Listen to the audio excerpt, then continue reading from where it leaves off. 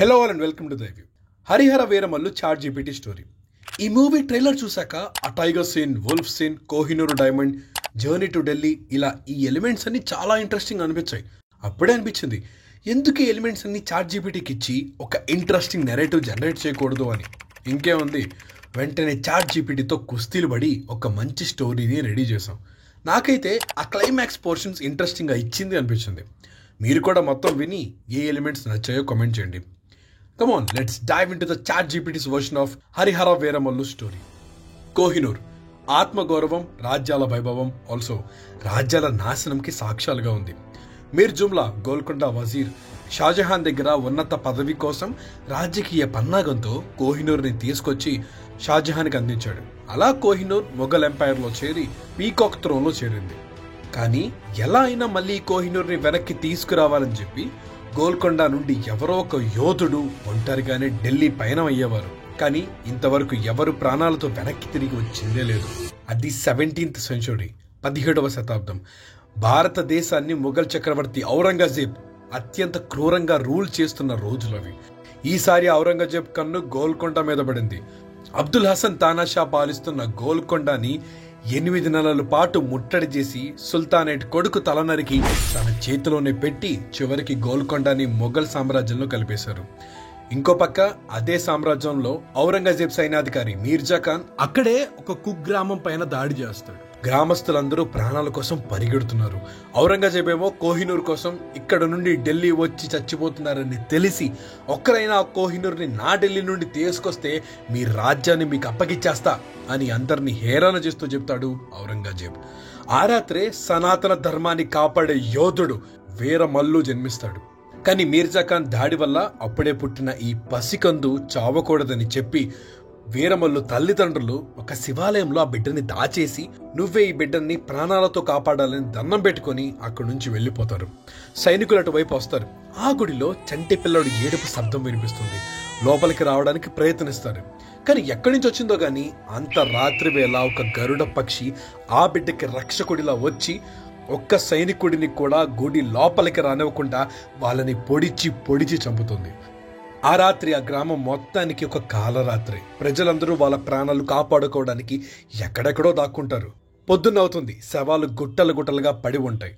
అందరూ ఆ శవాలను చూస్తూ ఏడుస్తూ ఉంటే లోపల ఆలయంలో నుండి ఒక పిల్లోడి ఏడుపు వినిపించేసరికి గుడి పూజారి సత్యరాజ్ తలుపులు తెరిచి చూస్తారు.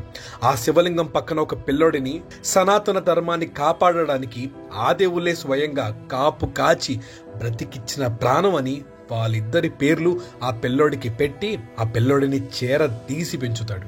కొన్ని సంవత్సరాల తర్వాత ఇంకా కోహినూర్ని వెనక్కి తీసుకొచ్చే ప్రయత్నాలు జరుగుతూనే ఉంటాయి. వెళ్తే తిరిగి ప్రాణాలు దక్కవని తెలిసి ధైర్యం చేసి ఢిల్లీ వెళ్లే వాళ్లే కరువైపోయారు. అందరిలోనూ ఔరంగజేబ్ అంటే భయం పెరిగిపోయింది. మళ్ళీ మన కోహినూర్ని కొట్టి తీసుకురావాలంటే తిరుగులేని రామబాణం కావాలని చెప్పుకుంటారు. కట్టు అది మచిలీపట్నం పోర్ట్. అప్పటికే బ్రిటిష్ వాళ్ళ ఆధిపత్యం మెల్లమెల్లగా పెరుగుతున్న రోజులవి. ఓ అధికారి అరుస్తాడు, take all the spices, pack the diamonds carefully, this Indians don't deserve wealth అని కార్గో బాక్స్ లో స్పైసెస్, గోల్డ్ తో నిండిన డబ్బులు అన్ని ఓడల్లో అంటే బోట్స్ లో ఎక్కిస్తూ ఉంటారు. అప్పుడే బ్రిటిష్ అధికారి ఒక వింత రూపాన్ని చూస్తాడు. ఆ సముద్రం మధ్యలో మంచు పొగల నుండి ఓ బోట్ నెమ్మదిగా కదులుతూ వస్తుంది. ఆ పొగలని చీల్చుకుంటూ ముందు ఒక గరుడ పక్షి వచ్చి ఆఫీసర్ని పొడిచి కింద పడేస్తుంది. కింద పడిన ఆఫీసర్ భయంతో ఆ బోటు వైపు చూస్తాడు. అందులో ఒకడు ఉంటాడు. ముఖానికి ముసుగు కప్పుకుంటూ ఉంటాడు. గాలికది ఎగురుతా ఉంటుంది. ఒక కళ్ళు మాత్రమే కనిపిస్తాయి. చేతిలో ఒక తల్వార్ ఉంటుంది. అది చూసిన British officer, stay back, this is empire's property అని అరుస్తాడు. కానీ వీరమల్లు మాత్రం ఒక్క ఉదుటున గాల్లోకి లేచి ఆ బ్రిటిషర్ ని తన తల్వార్తో నరికేస్తాడు. బ్యాక్గ్రౌండ్ లో అసుర హననం బీజియం మెల్లగా ప్లే అవుతుంది. ఇంకొంతమంది బ్రిటిష్ సోల్జర్స్ వస్తుంటే ఇది గోల్కొండ గడ్డ, ఇక్కడ ఎవరు అన్నచాలని చూసినా మట్టిలో కలవాల్సిందే అని చెప్పి ఎదురొచ్చిన వాళ్ళందరితో పెద్ద ఫైట్ చేస్తాడు. అది చూసి చాలా మంది బ్రిటిష్ సోల్జర్స్ భయపడి పారిపోతారు. వీరమల్లు ఆ ఓడలో ఉన్న ధనాన్ని, స్పైసెస్ ని, రైస్ ని తీసుకుని ఊరిలో ప్రజలకు పంచేసి నడుచుకుంటూ వెళ్ళిపోతుంటే ఒక ముసలాయన ఆపై అడుగుతాడు, బాబు ఎవరయ్యా మీరు అని చెప్పి. కళ్యాణ్ గారు స్లోగా వెనక్కి తిరిగి వీరమల్లు, హరిహర వీరమల్లు అని తన పేరు చెప్తాడు. And then title card reveal on screen with BGM Harihara Veeramallu. ఇంకో పక్క ఎలా అయినా మళ్ళీ కోహినూర్ని వెనక్కి తీసుకురావాలని గోల్కొండ సుల్తానేట్స్ అండ్ కమాండర్స్ అందరూ ప్రయత్నిస్తూ ఉంటారు. ఇప్పటికే ఆ కోహినూర్ని తీసుకురావడానికి 7 వెళ్ళి ఒక్కడు కూడా వెనక్కి తిరిగి రాలేదు. ఇప్పుడు సరైన వీరుడి కోసం చూస్తుంటే సుల్తానేట్ అండ్ మిగతా దొరల దగ్గరికి ఒకడు వచ్చాడని చెప్తాడు. రాజ్యంలో ఒకటి పేరు గట్టిగా వినిపిస్తుంది. ఔరంగజేబ్ సైన్యాన్ని, ప్రజలని కష్టపెట్టిన వాళ్ళకి ఎదురు తిరుగుతున్నాడంట. వాడిని పట్టుకోవడం ఇప్పటికీ ఎవరి తరం కాలేదు. మన కోహినూర్ని ఢిల్లీ నుండి ఒక దొంగలా తస్కరించాలన్నా, దొరలా మళ్ళీ మన వరకు తీసుకురావాలన్నా ఆ సత్తా ఈ వీరుడికి ఒక్కడికే ఉందని చెప్తాడు. ఇంకో రోజు ఒక దొర ఇంటి దగ్గర కుస్తీ పోటీలు అవుతూ ఉంటే వీరమల్లు వెళ్లి వాళ్ళందరిని ఓడిచ్చేస్తాడు. అదంతా ఆ కోటలో బందీగా ఉన్న పంచమి చూస్తుంది. అదే రోజు రాత్రి వీరమల్లు ఆ కోటలోకి దొంగతనానికి వెళ్తే పంచమి తన కష్టాలు చెప్పి సహాయం చేయమని చెప్పి అడుగుతుంది. మాట ఇచ్చి వెనక్కు వచ్చిన వీరమల్లు ఆ కోట నుండి పంచమిని బయటికి తీసుకురావడానికి ప్లాన్ వేసి అక్కడ భటులందరి కళ్ళు గప్పి పంచమిని విడిపించి వాళ్ళ గురువు సత్యరాజ్ దగ్గరికి తీసుకొస్తాడు. అప్పుడు పంచమి తన గురించి చెప్తుంది. వాళ్ళది కూడా దగ్గరలోనే ఉన్న ఒక చిన్న రాజ్యమని, ఔరంగజేబు వెనక్కు ఉన్నాడనే ధైర్యంతో ఈ దొర తన తండ్రిని చంపేసి తన రాజ్యాన్ని ఆక్రమించుకొని మా ధనాన్ని నన్ను అక్రమంగా బంధించాడు అని చెప్తుంది. తన తండ్రిని చంపినందుకు ఔరంగజేబుపై కోపంతో రగిలిపోతుంది పంచమి. ఈ విషయం తెలుసుకున్న సుల్తానేట్స్ అండ్ దొరలు కోహినూర్ని చాకచక్యంగా దొంగలించి వెనక్కి తీసుకురావడానికి వీరమల్లునే సరైన వీరుడని అనుకుని ఎలా అయినా వీరమల్లును ఒప్పించాలనుకుంటారు. అందరూ వచ్చి వీరమల్లుకి ఈ విషయం గురించి చెప్తారు. మనం ఔరంగజేబుతో యుద్ధం చేయనవసరం లేదు. తన నెమలి సింహాసనంలో ఉన్న మన గర్వం కోహినూర్ని వెనక్కి తిరిగి తీసుకొస్తే చాలు. తను ఓటమిని అంగీకరిస్తా అని ఔరంగజేబు ఎప్పుడో చెప్పాడు. ఇప్పుడు ఆ కోహినూర్ని నువ్వే తీసుకురావాలి అని ఆ బాధ్యత వీరమల్లు మీదనే పెడతారు. వీరమల్లు గురువు కూడా, వెల్లువీరా, ఇలా రాత్రిపూట దొంగతనాలు చేసి ప్రజల కడుపులు నింపడం కాదు, ఆ కోహినూర్ని మళ్ళీ వెనక్కి తీసుకొచ్చి మన గర్వాన్ని పెంచు, ఈ బానిసత్వం సంఖ్యలు తెంచు. అన్నిటికీ మించి ఆ రాత్రి మన గ్రామాన్ని, మీ తల్లిదండ్రుల్ని చంపిన మీర్జా ఖాన్ కూడా అక్కడే ఉన్నాడు అని చెప్తాడు. ఆ మాటలు విన్న వీరమల్లు ఒక పక్క ధర్మం కోసం, ఇంకో పక్క ప్రతీకారం కోసం సరే అని చెప్పి తన స్నేహితులతో కలిసి ఢిల్లీకి పయనమవుతాడు. పంచమి, మా నాన్నగారి చావుకి ప్రతీకారంగా నేను కూడా నీ వంతు సహాయం చేస్తా ఉంటుంది. గోల్కొండ అధిపతులందరూ ఢిల్లీ వెళ్ళడానికి దారి, అలాగే ఔరంగజేబ్ కోటలోకి వెళ్ళడానికి సహాయంగా ఉంటాడని చెప్పి హకీం ఖాన్ని వాళ్ళకి తోడుగా పంపుతారు. హకీం ఖాన్కి వీళ్ళతో వెళ్ళడం ఇష్టం ఉండదు. ఇంకా చెప్పాలంటే ఈ వీరమల్లు కోహినూర్ని తిరిగి తెస్తాడన్న నమ్మకం కూడా ఉండదు ఆయనకి. వీరమల్లుని చాలా చిన్న చూపు చూస్తాడు. కానీ అధికారులు చెప్పిన మాటకి ఎదురు చెప్పలేక వీళ్ళతో వెళ్తాడు. ఇంకోవైపు గోల్కొండ నుండి 8వ వాడు బయలుదేరాడు. వాడు ప్రాణాలతో ఢిల్లీ చేరకూడదు అనే వార్త ఔరంగజేబు వరకు వెళ్తుంది. ఔరంగజేబు నవ్వి ఊరుకుంటాడు. హరిహర వీరమల్లు అండ్ తన ఫ్రెండ్స్ సునీల్, సుబ్బరాజు, రఘుబాబు గారు ఇంకా పంచమి వీళ్ళందరూ వెళ్తున్న దారిలో ఒక అడవి వస్తే రాత్రికి అక్కడే విశ్రాంతి తీసుకోరని ఆగుతారు. ఇంతలో అక్కడికి ఒక వుల్ఫ్ వస్తుంది. దాన్ని చూసి అందరూ భయపడి ఒక సైడ్ వెళ్ళిపోతే వీరమల్లు ఒక్కడే దానికి ఎదురుగా వెళ్ళి దాన్ని అడ్డుకొని సునీల్కి చెప్తాడు కట్టెక్కి అగ్గి పుట్టించమని చెప్పి. ఆ అగ్గి ఉన్న కర్రతో ఆ వుల్ఫ్ని అక్కడి నుంచి తరిమేస్తాడు. అలా వాళ్ళ ప్రయాణం ఢిల్లీ వైపు సాగుతుంది. అక్కడే ఒక ప్రాంతంలో ప్రజలు పన్ను కట్టలేదని హింసిస్తున్నాడని చెప్పి హకీం ఖాన్ అక్కడ దొరకి అడ్డు నిలిచి వాళ్ళని కాపాడతాడు. కానీ అక్కడ సైన్యం హకీం ఖాన్ని చుట్టుముట్టేసరికి వీరమల్లు అక్కడికి వచ్చి వాళ్ళందరినీ కొట్టి హకీం ఖాన్ని రక్షిస్తాడు. హకీం ఖాన్ తన ప్రాణాలు కాపాడినందుకు వీరమల్లుకి కృతజ్ఞతలు చెప్పి అప్పటి నుండి కోహినూర్ తెచ్చే సమర్థుడు వీరమల్లునే అని ఈయన కూడా బలంగా నమ్ముతాడు. అలా మొత్తానికి వీరమల్లు తన గ్యాంగ్తో కలిసి ఢిల్లీ చేరుకుంటాడు. ఔరంగజేబేమో తన యుద్ధాల విజయాల్ని సెలబ్రేట్ చేసుకోవడానికి అంగరంగ వైభవంగా నృత్యాలు, పోటీలు నిర్వహిస్తాడు. వీరా ఏమో ఆయుధాల పోటీల్లో పాల్గొంటాడు. అక్కడ పోటీ పడిన ప్రతి ఒక్కరిని ఓడించి పడేస్తాడు. చివరగా తను మీర్జా ఖాన్తో పోటీ పడాల్సి వస్తుంది. అయినా కూడా భీకరంగా పోరాడి ఓడిచ్చేస్తాడే కానీ తన కోపాన్ని మాత్రం బయటికి చూపించడు. ఇలా పోటీలో గెలవడం వల్ల వీరమల్లుకి ఇంపీరియల్ గార్డ్లో స్థానం దొరుకుతుంది. వీరమల్లుకి కూడా ఇలాంటి ఛాన్సే కావాలి. అందరూ వీరమల్లుని మెచ్చుకుంటుంటే ఒకరికి మాత్రం వీరమల్లు మీద అనుమానం స్టార్ట్ అవుతుంది. తనే ఔరంగజేబ్ సిస్టర్ రోషనారా బేగం. అండ్ ఇంకో పక్క ఫ్రెండ్స్ అండ్ పంచమి సామాన్య ప్రజలతో కలిసిపోయి వాళ్ళకి కావాల్సిన ఇన్ఫర్మేషన్ ని మెల్లగా తీసుకుంటూ ఉంటారు. ఆ రోజు రాత్రి అందరూ రహస్యంగా కలుసుకుంటారు. కోహినూర్ వజ్రం ఔరంగజేబ్ గదిలో ఉండే సంగతి ప్రతి శుక్రవారం అర్ధరాత్రి ఔరంగజేబ్ ఒక్కటే ప్రార్థన చేస్తాడని తెలిసి కోహినూర్ని తీసుకురావడానికి అదే మంచి సమయం అనుకుంటారు వీళ్ళందరూ. అండ్ హకీం ఖాన్ చెప్పిన ఒక రహస్య స్వరంగం ఇలా అన్నీ మాట్లాడుకొని కోహినూర్ దొంగతనానికి ఒక టైం ఫిక్స్ చేసుకొని అంతా పూర్తయ్యాక ఆ రివర్ దగ్గర ఎండ్ అయ్యే టనల్ దగ్గర కలుసుకోవాలని మాట్లాడుకొని మళ్ళీ అందరూ ఎవరి దారిన వాళ్ళు వెళ్ళిపోతారు. కానీ ఆ చీకట్లోనే వాళ్ళనొకరు గమనిస్తూ ఉంటారు. ఫైనల్లీ వాళ్ళు ప్లాన్ చేసిన ఆ శుక్రవారం రానే వచ్చింది. సెలబ్రేషన్స్ అన్నీ అయిపోయి అందరూ వెళ్ళిపోయాక ఇప్పుడు ఆ ప్యాలెస్ అంతా చాలా కామ్గా ఉంది. ఔరంగజేబ్ ఏమో ప్రేయర్స్ కోసం తన ప్రైవేట్ ఛాంబర్ నుండి బయటికి వెళ్తాడు.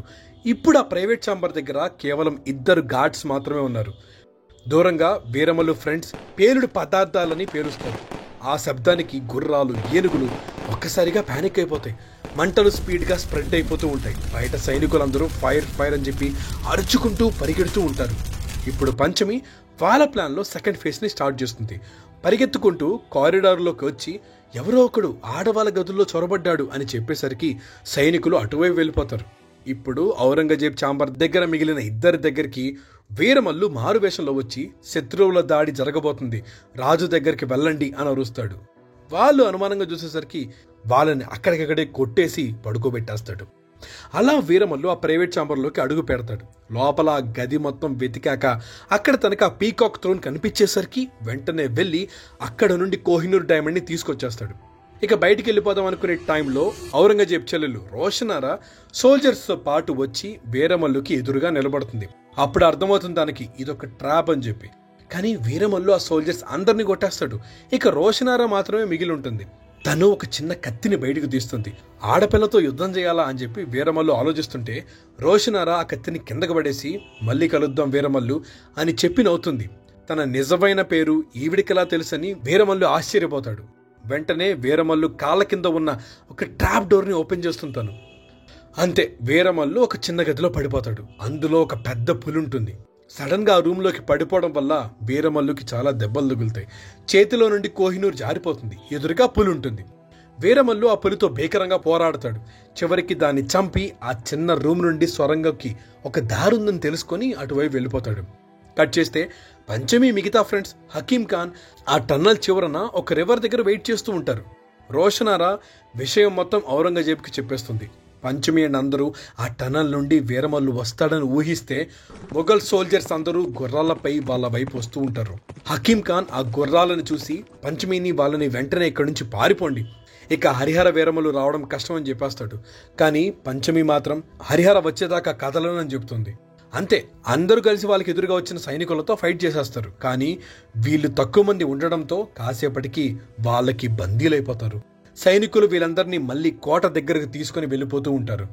అప్పుడే టనల్ నుండి హరిహర బయటకు వచ్చి మొఘల్ సైనికులు తీసుకెళ్తున్న పంచమిని చూస్తాడు. ఒక క్షణం ఆలోచిస్తాడు. ఇప్పుడు తన దగ్గర ఉన్నవి 2 దారులు. ఈ కోహినూర్ కోసం ఎలానో అందరం ప్రాణాలు వదలటానికి సిద్ధపడ్డాం కనుక వాళ్ళని వదిలేసి ఈ కోహినూర్ని తీసుకెళ్లిపోవాలా లేక పంచమి కోసం అంత రిస్క్ చేయాలా అని ఆలోచించి డిసైడ్ అవుతాడు. ఒక గుర్రం వేసుకుని మళ్ళీ వెనక్కి వెళ్ళిపోవడానికి సిద్ధపడుతుంటే వాళ్ళ నుండి తప్పించుకున్న హకీం ఖాన్ వీరమల్లు దగ్గరకు వచ్చి ఇద్దరు కలిసి మళ్ళీ ఔరంగజేబ్ కోటకి వెళ్తారు. అప్పటికే పంచమి అండ్ మిగతా వాళ్ళు ఔరంగజేబ్ ఎదురుగా ఉంటారు. వెంటనే పెద్దగా ఒక అరుపు వినిపిస్తుంది, ఔరంగజేబ్ అని చెప్పి. అందరూ ఒక్కసారిగా పైకి చూస్తారు. వీరమల్లు ఆ ప్యాలెస్ పై గోడ మీద నించొని ఉంటాడు. ఇంతవరకు నీ నుండి కోహినూర్ని దొంగతనంగా తెస్తే చాలనుకున్నా, ఇదిగో కోహినూర్, నువ్వు చూస్తుండగానే నీ ఎదురుగానే ఒక వీరుడిలాగా ధైర్యంగా ఈ కోహినూర్ని నా నేలకి తీసుకెళ్తున్నా అని చెప్తాడు. గార్డ్స్ అందరూ వీరమల్లుని అటాక్ చేయడానికి వస్తారు. వీరమల్లు వాళ్ళందరినీ ఓడించి పంచమి అండ్ మిగతా వాళ్ళని విడిపిస్తాడు. సైనికులు వీళ్ళందరినీ చుట్టుముడతారు. మీర్జా ఖాన్ కూడా. అందరూ చేతుల్లో కత్తులతో వాళ్ళని ఎదుర్కోవడానికి సిద్ధంగా ఉంటారు. అక్కడే వీరమల్లు గుర్తు తెచ్చుకుంటాడు, ఒకప్పుడు వాళ్ళ ఊరిని వాళ్ళ తల్లిదండ్రుల్ని చంపింది మీర్జా ఖానే అని చెప్పి. ఇక ఈ కోపాన్ని ఆపుకోలేక వీరమల్లు మీర్జా ఖాన్ తల నరికేస్తాడు. అది చూసిన ఔరంగజేబ్ ఇంకా కోపంతో ఊగిపోయి తన సైన్యం మొత్తాన్ని హరిహర వీరమల్లు మీదకి పంపుతాడు. అది చూసి పంచమి అండ్ మిగతా వాళ్ళు ఇది తప్పించుకోవాల్సిన టైం అని చెప్పి హకీం ఖాన్ చెప్పిన మ్యాప్ పాయింట్స్తో వీరమల్లుతో పాటు తప్పించుకొని అక్కడే ఏర్పాటు చేసిన గుర్రాల దగ్గరికి వెళ్తారు. అలా అందరూ ఒక చోట కలుస్తారు. వీరమల్లు చేతిలో కోహినూర్ ఉంటుంది. వెనక ఔరంగజేబ్ సైన్యం వస్తున్న గుర్రపు చప్పుళ్లు వినపడుతున్నాయి. వీరమల్లు ఆ కోహినూర్ని పంచమికి ఇచ్చేసి, అది మా ప్రజలకి చెందవలసింది, నువ్వు తీసుకెళ్ళు, మీరు మాయమయ్యేంత వరకు ఈ సైన్యాన్ని నేను ఆపుతాను అని చెప్తాడు. పంచమి నువ్వు లేకుండా వెళ్ళనంటుంది.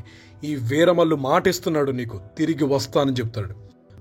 పంచమి మిగతా వాళ్ళు గుర్రాలతో చీకట్లో మాయమైపోతారు. ఇప్పుడు వీరమల్లు ఒక్కడే అక్కడ ఉన్నాడు. ఔరంగజేబ్ సైన్యానికి ఎదురుగా వెళ్తాడు. ఎదురుగా ఔరంగజేబ్ సైనికుల కన్నా ముందు హకీం ఖాన్ వచ్చి మొఘల్ సైన్యంతో యుద్ధం చేయడానికి వీరమల్లు పక్కనే నిలబడతాడు. వీరమల్లు కూడా స్నేహభావంతో హకీం ఖాన్ వైపు చూస్తాడు. హకీం ఖాన్ కూడా నవ్వుతూ ఒక 2 అడుగులు వెనక్కి వేసి వీరమల్లుని వెనక నుంచి పొడి చేస్తాడు. నీకు ఎంత సహాయం చేసి ఔరంగజేబ్ ఫోర్ట్ని కోహినూర్ని బయటకు తేవడానికి సహాయం చేసిందే మీ రాజ్యం కోసమో ప్రజల కోసమో కాదు, మా మహారాణి రోషనారా బేగం కోసం. ఇదంతా ఆవిడ పథకమే. ఇప్పుడు కోహినూర్ దొంగగా నువ్వు ఔరంగజేబ్ చేతిలో చస్తావు. మీ వాళ్ళని పట్టుకొని ఆ కోహినూర్ని మేము దక్కించుకుంటాం అని చెప్పి తన గుర్రం మీద పంచమి వాళ్ళని చంపడానికి హకీం ఖాన్ బయలుదేరిపోతాడు. వెన్నుపోటుతో కింద పడిపోయిన వీరమల్లు మళ్ళీ శక్తిని కూడగట్టుకుని పైకి లేస్తాడు. అక్కడ కోటలో ఉన్న ఔరంగజేబ్ ఆందీ వచ్చేస్తున్నాడు, సిద్ధంగండి అంటాడు.